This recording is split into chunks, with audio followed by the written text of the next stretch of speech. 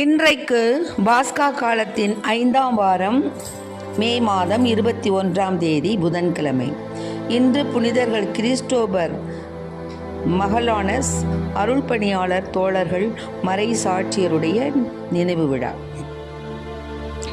இன்று தேவன் நமக்கு தரும் ஜீவ நீர் ஊற்றான இறை வார்த்தைகள் புனித யோவான் எழுதிய நற்செய்தி இயல் 15 இறை வார்த்தைகள் 1-8 முடிய.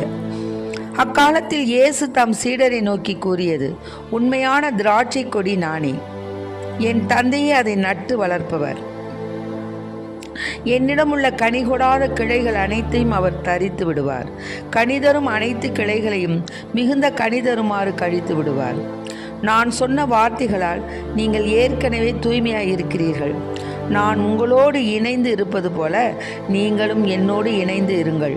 கிளைகள் திராட்சை கொடியோடு இணைந்து இருந்தால் அன்றி தானாக கனி தர இயலாது.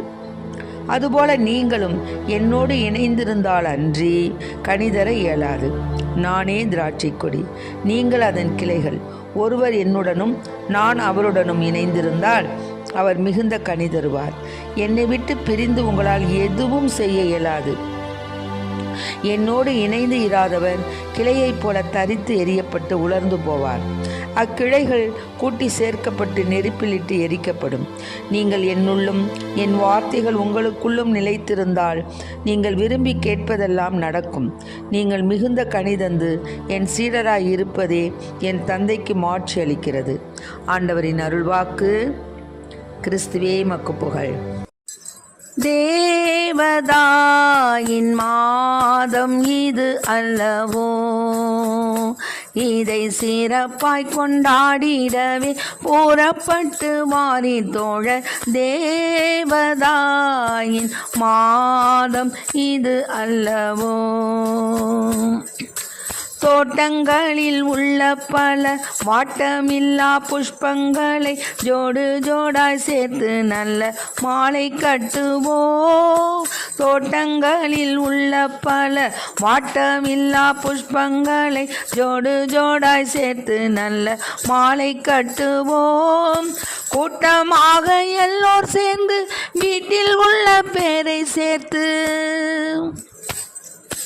கூட்டமாக எல்லோர் சேர்ந்து வீட்டில் உள்ள பேரை சேர்த்து கோவிலுக்கு சாயரட்சை ஆவலுடன் போவோம் வாரி.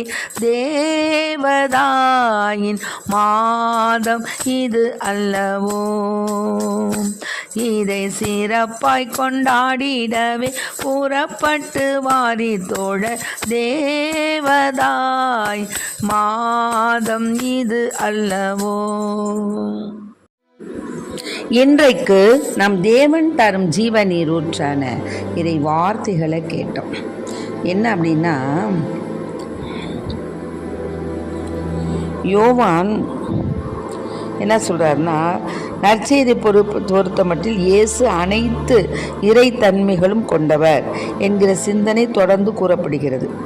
உண்மையான திராட்சை கொடி நானே என்கின்ற சொற்றொடரில் அந்த நானே என்கிற சொல் இயேசு உண்மையான கடவுள் என்பதற்கு இன்னொரு அத்தாட்சி. அத்தகவல்கள் தரும் இறைவாழ்வை பெற நாம் ஆவலுடன் இருக்க வேண்டும். இயேசுவிடம் நாம் இணைந்திருந்து அவர் கூறியுள்ள மதிப்பீடுகள் படி வாழ்ந்தால் நமக்கு அவர் தர விரும்பும் வாழ்வு கிடைக்கும். திராட்சை செடிக்கும் அதன் கொடிகளுக்கும் இடையே உள்ள உறவு இயேசுவுக்கும் நமக்கும் இடையே இருக்க வேண்டும். எப்படின்னா, ஒரு செடி இருக்குது, ஒரு கொடி, அதிலிருந்து அந்த கொடி தரித்திட்டோம்னா அது கனி தருமோ? தராது. அது மாதிரி தான் ஏசப்பா நம்முடைய திராட்சை கொடி, நாம் அதன் கிளை. அப்போ நம்ம கிளையை நம்ம தேவனோடு இணைந்து இல்லாமல் இருந்தோம்னா அந்த கிளையை போல் நம்ம வெட்டி எரியப்பட்டு நம்ம என்ன செய்வோம்? நெருப்பிலிட்டு எரிக்கப்படும். ஆகவே நீங்கள் என்னுள்ளும் என் வார்த்தைகள் உங்களுக்குள்ளும் நிலைத்து இருக்கணுங்கிறார் ஆண்டவர். நீங்கள் விரும்பி கேட்பதெல்லாம் அப்போ நடக்கும். நீங்கள் மிகுந்த கனி தந்து என் சீடராக இருப்பதே என் தந்தைக்கு மாட்சி அளிக்கிறதுன்னு சொன்னார். அதனால இப்போ இந்த வார்த்தையில் பார்த்தீங்களா, நான் சொன்ன வார்த்தைகளால் நீங்கள் ஏற்கனவே தூய்மையாக இருக்கிறீர்கள் அப்படின்னு ஒரு வார்த்தை ஆண்டவர் சொல்லியிருக்காரு. நான் சொன்ன வார்த்தைகளால் நீங்கள் ஏற்கனவே தூய்மையாக இருக்கிறீர்கள். அப்போ இயேசுவின் இந்த சொற்களுக்காக நாம் என்ன பண்ணணும்? ஏசப்பாவுக்கு ரொம்ப கடமைப்பட்டிருக்கோம். இயேசுனுடைய வார்த்தைகளாக சும்மா கேட்கறது அதோட போயிடுதுன்னு இல்லை, அது ஒவ்வொன்றும் வாளினும் கூர்மையானது. அது அதில் உள்ள ஒரு முற்றுப்புள்ளியோ அல்லது ஒரு சிற்றொடரோ எதுவுமே பொய்த்து போகாது, எல்லாமே நிறைவேறும். அதனால் ஏசப்பா சொல்கிற வார்த்தை வல்லமை மிக்கது. நாம் அவர்களுடைய சொற்களை கேட்டு நம்ம இருந்தோம்னா தீய சக்திகள் என்ன செய்யும்? அலறி அடிச்சுட்டு ஓடும். அவரது வார்த்தைகளை கேட்டு நிறையா பேர் நோய் குணம் பெறுவாங்க. அவருடைய வார்த்தையால் தான் தண்ணீர் ரசமானது.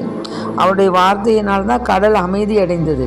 அவருடைய வார்த்தையினால தான் தேவன் தந்தையுடைய வார்த்தையினால தான் அம்மாவுடைய வயிற்றில் பிறந்தார். ஆக அந்த வார்த்தை மனு உருவானார். ஆக இப்படியாக அவரது சொற்கள் நம்மை பாவத்தினின்றும் தீமைகளின்றும் தீய பழக்க வழக்கங்களினின்றும் நம்மளை தூய்மைப்படுத்துது. அதனால் அவரது வார்த்தையை நம்ம கேட்கணும், அவருடைய வார்த்தையை நம்ம சுமக்கணும், அவருடைய வார்த்தையை நம்ம சிந்திக்கணும். அதன் வழியாக தூய்மையடைய ஏசப்பா நம்மளை அழைக்கிறார். அதனால் தினமும் என்ன செய்யணும்? பைபிளை எடுத்து ஒரு குறிப்பிட்ட ஒரு வாசகத்தையாவது நம்ம நிச்சயமாக வாசிக்கணும். ஆகவே உமது வார்த்தைகளால் எம்மை தூய்மைப்படுத்தும் இயேசுவே, எங்களுக்கு இறை வார்த்தை மீது தாகத்தை தந்துடணும். நாங்கள் பைபிள் எடுத்து டெய்லி படிக்கக்கூடிய அந்த தூய ஆவியானுடைய அபிஷேகத்தை எங்களுக்கு கொடுங்க என்று ஆண்டவரிடம் மன்றாடுவோம். இதுவரை நம்ம பைபிளை படிக்கலைனாலும் இனிமேலாவது பைபிளை படிப்பதற்கு வேண்டிய அந்த ஆவியின் வரத்தை எங்களுக்கு கொடுங்க ஐயா என்று இறைவனிடம் மன்றாடுவோம். தினமும் பைபிளை எடுப்போம். ஒரு வாசகத்தையாவது நாம் தினமும் படித்து அதன்படி நடக்க முயல்வோம். ஆமென். Praise the Lord. மரியே வாழ்க.